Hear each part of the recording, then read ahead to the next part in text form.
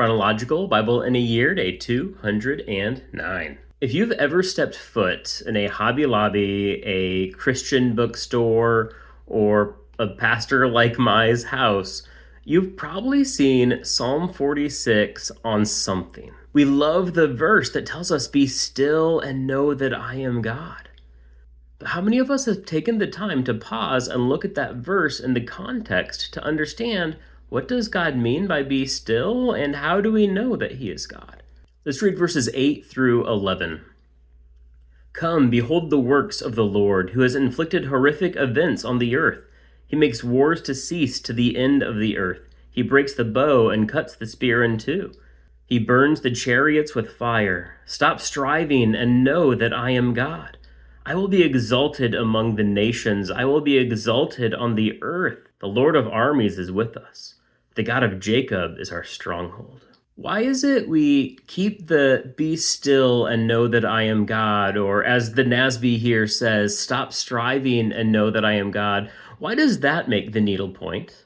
But a few verses ahead, "Behold the works of the Lord, who's inflicted horrific events on the earth." Why doesn't that make the pillowcase?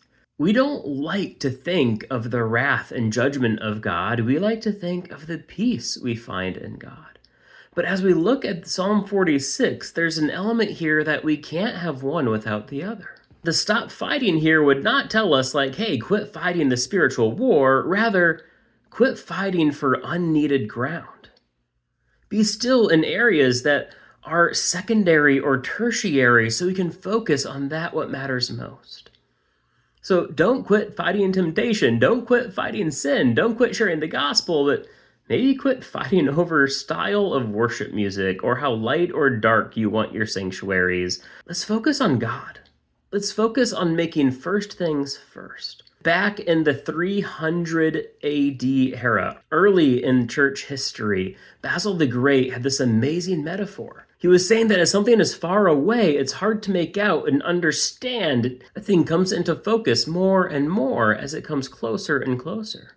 And so we can't expect to fully see and understand God if we're far from him. We need to draw near to him as he's beckoning us to draw near. He wants to draw close. We're the ones stiff-arming him. So let's take time today. Let's draw near to God. Whether that's an extra 5 or 10 minutes in prayer or reading your Bible or listening to a sermon or something, let's just spend some extra time coming near to God today. I'm looking forward to jumping back into Isaiah tomorrow. But until then, God bless.